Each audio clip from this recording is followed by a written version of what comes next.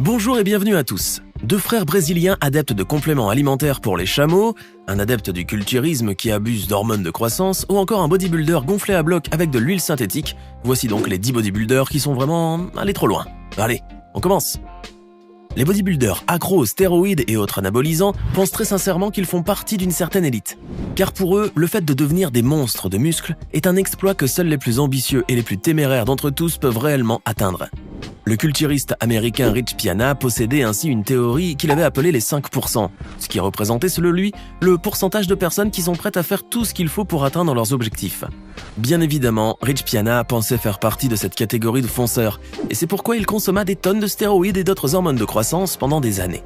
Grâce à ce panaché ultra toxique, Rich acquit aujourd'hui une force considérable et une musculature à nul autre pareil. Affichant ses muscles gonflés à bloc sur les réseaux sociaux, le bodybuilder américain ne ratait pas une occasion pour vanter les mérites des stéroïdes, allant même jusqu'à raconter ouvertement comment il se procurait certaines substances de manière totalement illégale. Bien évidemment, Rich Piana ne tarda pas à souffrir de complications suite à son régime médicamenteux très corrosif, puisqu'on lui diagnostiqua plusieurs problèmes de santé au fil du temps. Perte de cheveux, gynécomastie, ainsi qu'une toxicité hépatique, autant de troubles graves qui affectèrent le culturiste fada de stéroïdes. Pourtant, au lieu d'arrêter ce cocktail fatal, Rich Piana en abusa sans aucune modération. Et ce qui devait arriver arriva finalement. En effet, ce monstre de 143 kg fut victime d'une crise cardiaque en 2017 et après 2 semaines de coma, il décéda dans sa chambre d'hôpital. Son autopsie révéla que son cœur et son foie étaient 2 fois plus volumineux que la normale, ce qui était dû bien évidemment à son utilisation abusive de stéroïdes et d'hormones de croissance. L'histoire tragique de Dean Wharmby devait être un rappel pour tous les amateurs de gonflettes qui n'hésitent pas à s'empiffrer de malbouffe et de produits dopants, afin d'atteindre des mensurations monstrueuses. Dean était un culturiste britannique qui exhibait fièrement sa musculature sur les réseaux sociaux. Son corps sculpté et ses muscles saillants étaient le résultat de centaines d'heures d'entraînement acharné, mais pas seulement. Car le bodybuilder anglais s'astreignait également à un régime hypercalorique, équivalent à un apport de 10 000 calories par jour. Boissons énergétiques, pizza et stéroïdes, voici le cocktail explosif que Dean ingurgitait quasi quotidiennement pour entretenir sa masse musculaire. Mais ce régime, pour le moins peu orthodoxe, finit par dévaster le corps du jeune bodybuilder, à qui on diagnostiqua en effet une tumeur au foie qui faisait plus de 27 cm et qui était totalement inopérable. Pour cette raison, on annonça à Dean que ses jours étaient comptés et qu'il avait tout au plus 3 semaines à vivre. Le malheureux culturiste décida alors de tout plaquer afin de profiter avec sa famille des derniers moments de sa vie. Et bien que les médecins lui aient donné une quinzaine de jours avant de mourir, Dean Wharmby put survivre encore pendant plusieurs mois. Un sursis qu'il utilisa bien évidemment à passer le plus de temps avec les siens, mais aussi à mettre en garde les jeunes bodybuilders en herbe contre les dangers de la malbouffe et de la prise de stéroïdes et d'anabolisants. Espérons seulement que son message est bien passé. Certains bodybuilders sont si obnubilés par leur aspect corporel qu'ils tenteront tout pour accroître davantage leur musculature, y compris la prise de dangereux cocktails d'anabolisants et de stéroïdes, ou même pire encore, l'injection d'une huile synthétique directement dans les muscles. Cette dernière technique implique en effet de s'inoculer du synthol, une solution huileuse à base d'acide gras et de lidocaïne au niveau des muscles que l'on souhaite voir gagner en masse. Mais comme vous vous en doutez forcément, l'injection d'une substance étrangère dans le corps n'est pas la meilleure idée du siècle. D'autant plus que la toxicité du synthol n'est plus approuvée et que tous ceux qui ont eu le malheur de l'essayer sont aujourd'hui en train de payer un très lourd tribut de leur propre personne. Et Kirill Tereshin, un jeune homme originaire de Piatigorsk, dans le sud de la Russie, est justement l'un d'entre eux. Cet accro des réseaux sociaux voulait à tout prix pouvoir s'afficher avec des gros bras dans ses photos afin d'épater la galerie avec ses muscles de rêve. Mais au lieu de suer sang et eau dans les salles de sport de sa ville natale, Kirill a décidé de passer par un petit raccourci en s'injectant du synthol au niveau de ses biceps et de ses triceps. Mais le résultat était très loin de ce qu'il escomptait, car la matière huileuse qu'il s'était inoculée lui avait monstrueusement gonflé les bras, les rendant littéralement difformes. Et bien pire encore, Kirill souffra d'une infection causée par le synthol qui s'était attaqué à ses tissus musculaires et avait provoqué de graves dommages. Il a fallu ainsi une intervention chirurgicale en urgence afin d'enlever les tissus nécrosés des bras de Kirill, qui risquaient sérieusement d'en être amputés. Hulk et Conan sont 2 personnages hyper baraqués sortis tout droit de l'imagination fertile de leur créateur. Mais ce sont aussi les noms utilisés par 2 frères brésiliens pour le moins surprenants, Tony Geraldo et Alvaro Pereira. Ces 2 amateurs de bodybuilding rêvaient de pouvoir ressembler un jour à leur idole Arnold Schwarzenegger et d'avoir un beau corps sculpté dans le marbre. Mais bien qu'ils passèrent des heures interminables dans les salles de gym, ils n'avancèrent guère dans leur projet de devenir des monstres de muscles. Mais un jour, les 2 frères sont accidentellement tombés sur le Potney B12, un complément hyper vitaminé utilisé pour l'alimentation des chevaux et d'autres gros animaux domestiques. Les deux apprentis culturistes ont donc tout naturellement commencé à en consommer, ce qui leur fit gagner beaucoup de masse. Le résultat était d'ailleurs si probant qu'ils commencèrent à s'injecter le Potney B12 directement dans les veines, afin qu'il agisse encore plus rapidement. Très vite, leurs corps gonflèrent comme des ballons de baudruche, et de faux muscles leur poussèrent alors comme par magie, leur donnant une carrure plutôt impressionnante. Mais Hulk et Conan savent pertinemment que leur pratique est extrêmement nocive pour leur santé, ce que leur a d'ailleurs confirmé leur médecin traitant. Mais l'attrait du muscle est encore plus fort chez ces deux-là que leur propre sécurité corporelle, et c'est ainsi qu'ils continuent leurs injections quotidiennes depuis plus de 30 ans. Tom Prince est un bodybuilder professionnel américain qui a connu ses heures de gloire à la fin des années 1990. Cet amas de masse musculaire qui pesait 144 kg avait eu en effet de très bons classements dans les compétitions les plus prestigieuses de bodybuilding. Son corps massif était comme sculpté dans un bloc de granit et les magazines spécialisés le mettaient pratiquement sur toute leur une. Tom Prince acquit ainsi une reconnaissance et une célébrité quasi planétaire jusqu'en 2002, où il mit brutalement terme à sa carrière, qui était pourtant bien lancée. Il avait d'ailleurs obtenu la 3e place du podium un an plus tôt et ses résultats au classement étaient sur une voie ascendante.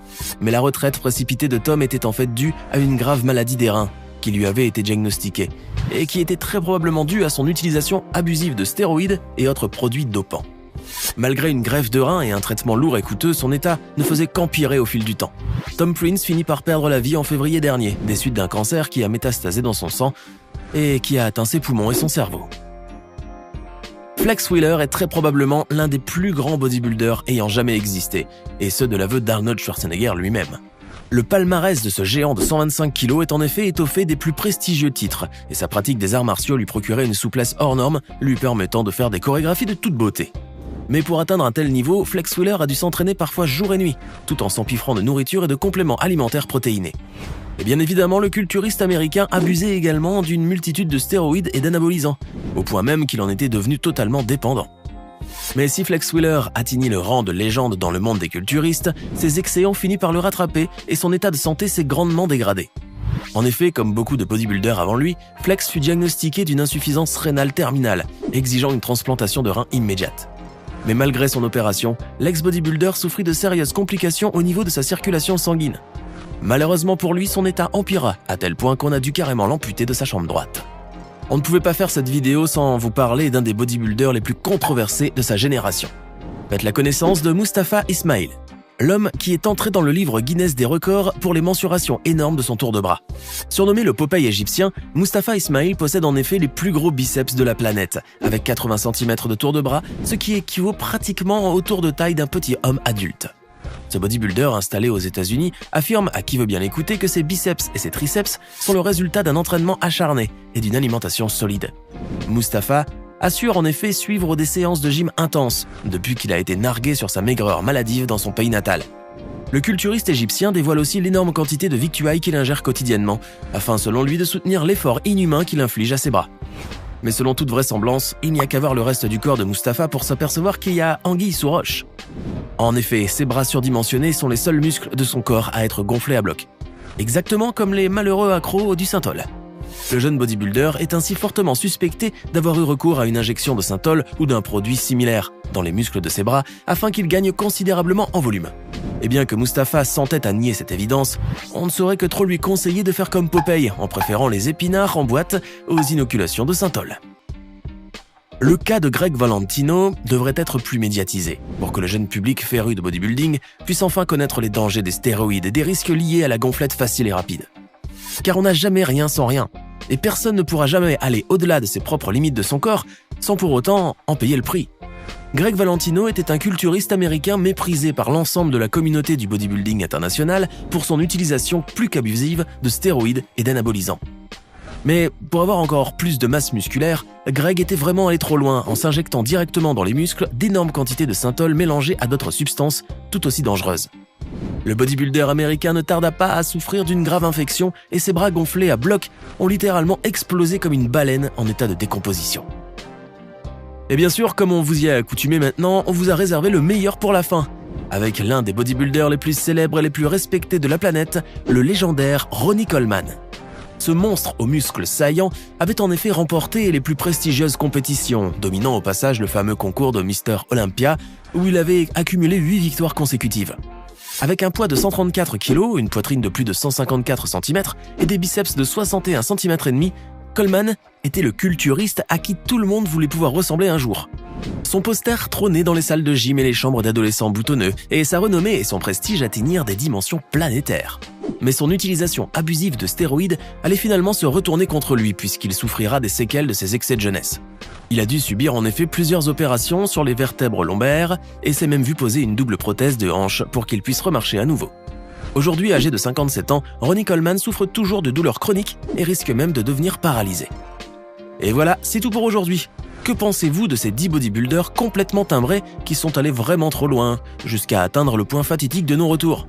Lequel d'entre eux vous a d'ailleurs le plus impressionné? Dites-le nous dans les commentaires et si cette vidéo vous a plu, n'oubliez pas de mettre un like et vous abonner et d'activer les notifications. À bientôt pour de nouvelles découvertes hors du commun.